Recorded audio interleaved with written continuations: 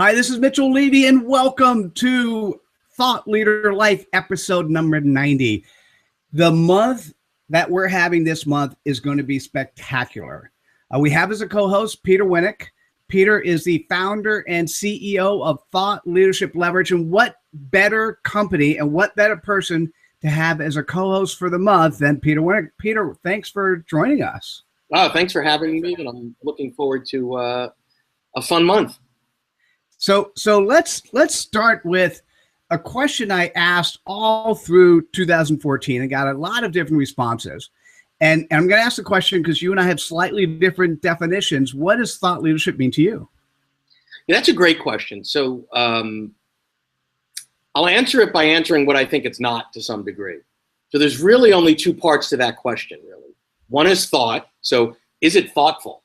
I mean, it seems sort of silly, but a lot of things that I see pushed out there under the umbrella of thought leadership is missing the thought part, right? It is not thoughtful. It is not insightful. The person putting it out there really doesn't have the reputation that would have others sort of caring about what they have to say about a certain issue. So number one, first part of thought leadership is it thoughtful? Seems obvious, but when you go and look under what's going out there under the umbrella of thought leadership, doesn't always meet that criteria. Second word, leadership. Okay, so it's not called thoughtless followership for a reason, right? So the leadership side of that is, what are you adding to the conversation? What is your perspective, your point of view, your expertise, your vantage point doing to bring the conversation on that thoughtful topic to the next level, to the next place, to a different application or a different way of thinking? If you're just saying what everybody else has said, then it might be called thought regurgitation. So it's thought leadership. And I think you just need to be honest and answer yourself. If you're doing both of those things, then I guess it's thought leadership. Okay, I that was very elegantly done. I don't think I've ever asked you that question, so I love it. I'm sitting here listening to your response going, yeah, I agree. And then what I want to say, so here's why I slightly disagree, because to me, a thought leader is the recognized expert in the space they're playing in.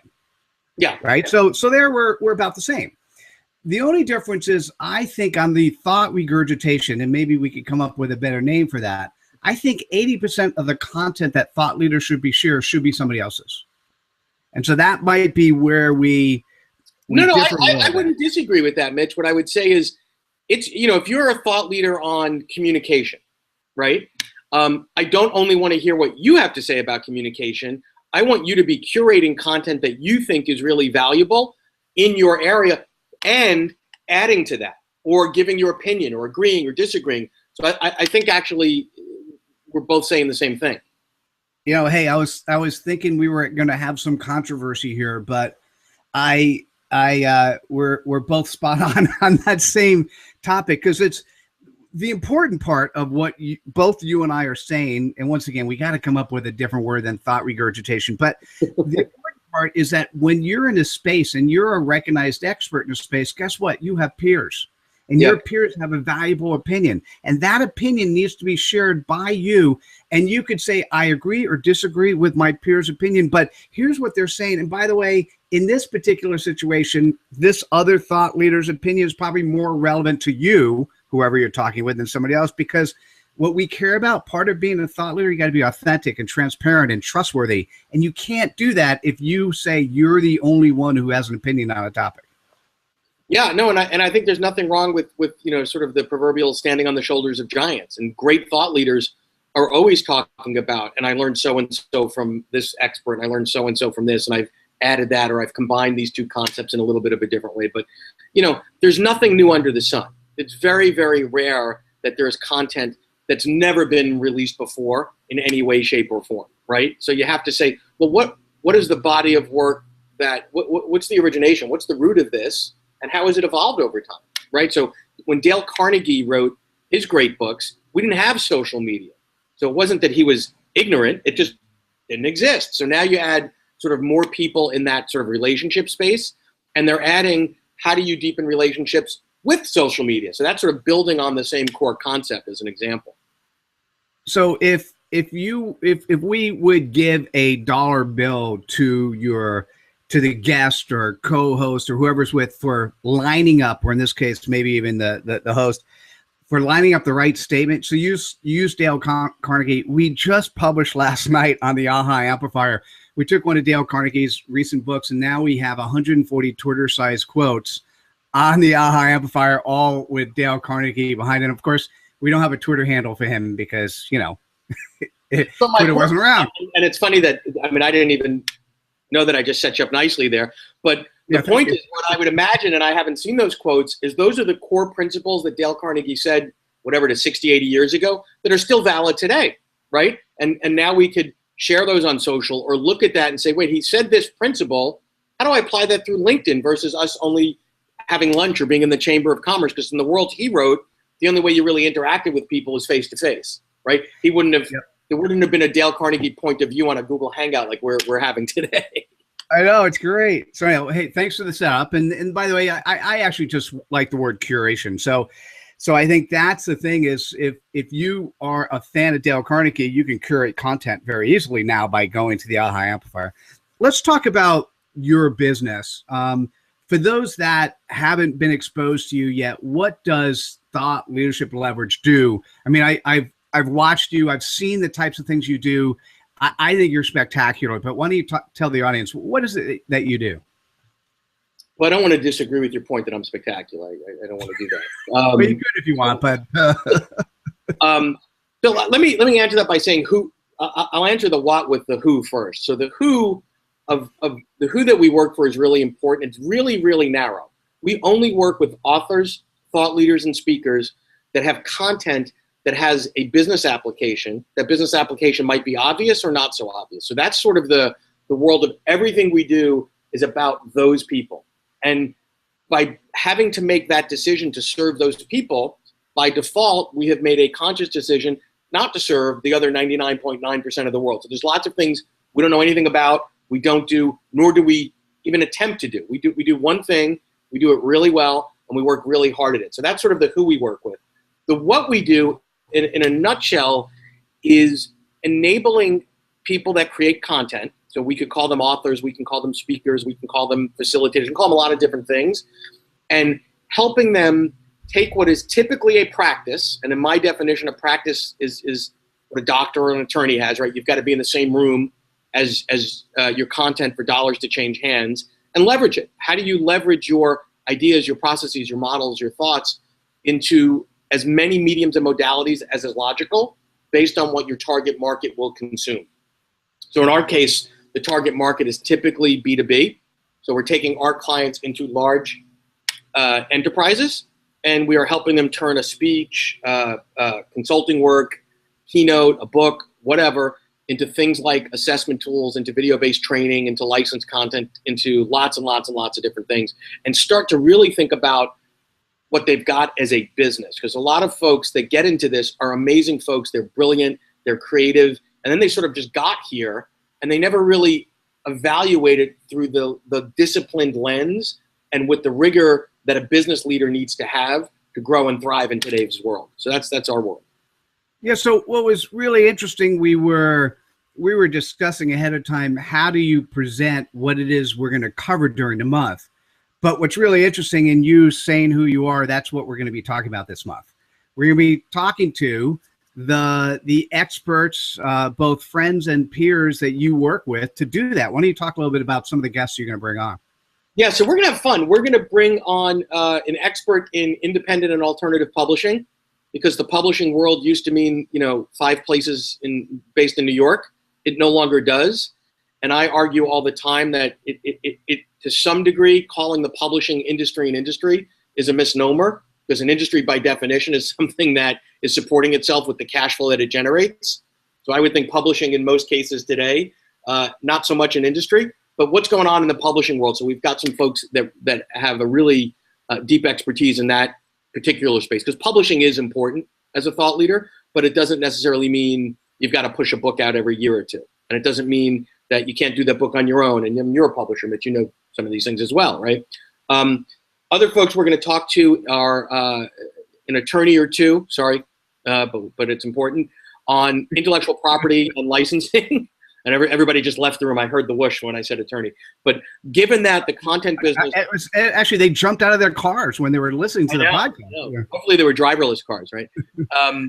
So we're going to talk to an expert IP attorney, because part of what you do when you're in the content space is you license your content, right? And you have to have protections around that. And it is a global business. Not everybody plays globally, but ultimately you'll wind up playing globally, and you need to know how to protect your content, so it doesn't, you don't walk down here in New York. We walk down Canal Street and see movies for $2 that aren't in the theaters yet. You don't want that to happen to your stuff. So you got to protect your assets there. We're going to talk to one or two folks that are experts in terms of just amazing keynote speakers, folks at on the board level of the NSA, folks that live on airplanes that are giving keynotes all over the world to top companies and can tell you about what they see going on in the changing landscape of the keynote world, which is an interesting and fascinating world and an important leg in the school of thought leadership for many. Absolutely. So before you hit the last one, so to be thinking about this, it's not, we're not going to go into, hey, what is the life of, right? Because you can get that anywhere, but it's rather what do these experts see as changing in their industry, in the space they're playing. So if they made X amount of dollars in speaking today, and that was followed on with Y, or 10X in terms of ancillary sales, is that changing? Is what's going down, what's going up? So you get a feeling for what they're thinking about as thought leaders to propel the motion of what they've been doing. And even demand, 10 years ago, most speakers got most of their business from the bureaus. 60, 70, 75%, somewhere in there. Today, that number is almost the opposite. Most speakers are getting most of their business directly thanks to this little thing called the web.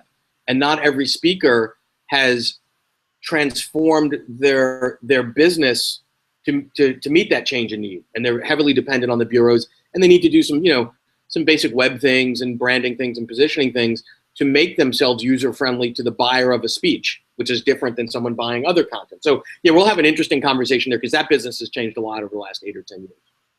And then I think I cut you off in the last one was how to take advantage of putting yourself in the room when you're not in the room.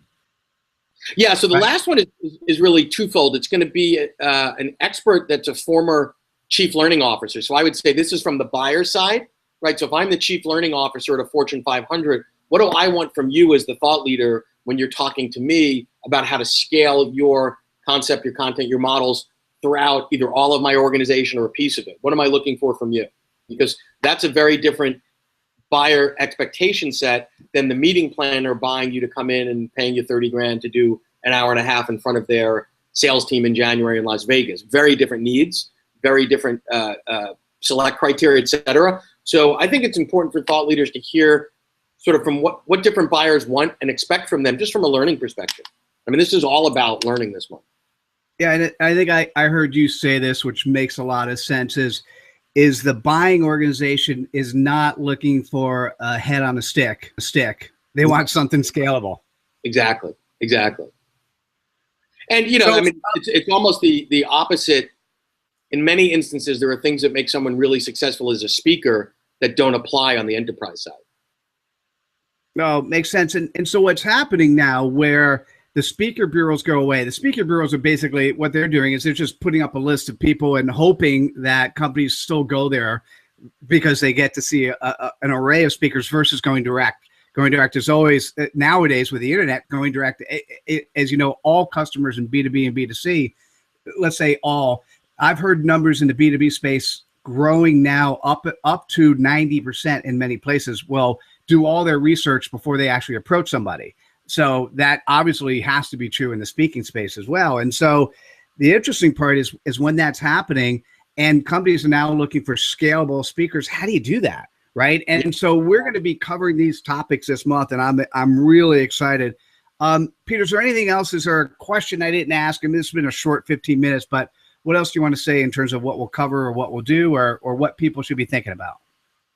I think that the journey that we're going to take together and that what we've designed together for this month is really about those that are in the space and looking to take it to the next level, and really sort of an in-depth conversation, not an academic or an intellectual debate over what is thought leadership versus what it's not. But if I'm in this space and if I want to be in this space and I want to succeed in this space, what are the things I need to know? What are the things I need to be doing?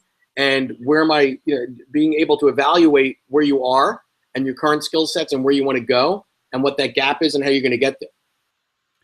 So I have to tell you, I'm very pleased with what we architected, because as a thought leader, I'm thinking to myself, wow, how cool would it be to do 5 sessions with Peter Winick? We'll have 17 assets.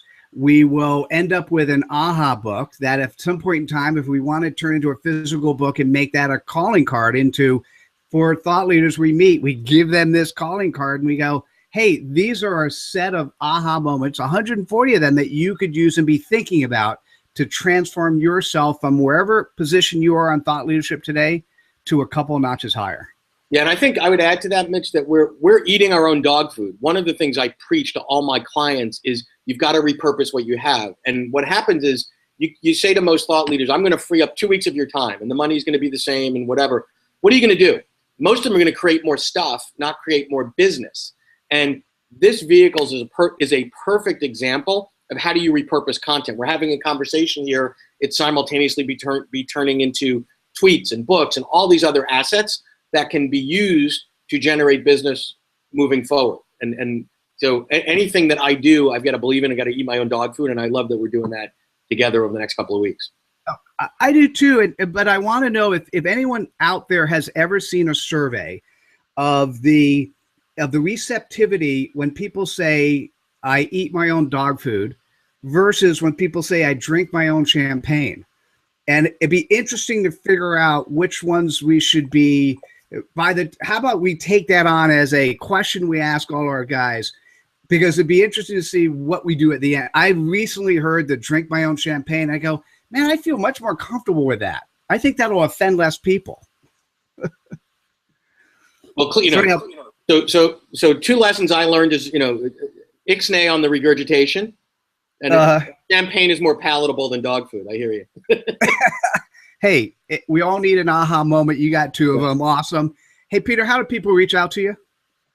Oh, they can go to the website, which is thoughtleadershipleverage.com. They can find me on Twitter at Peter Winick, or you can shoot me an email, which is peter@thoughtleadershipleverage.com.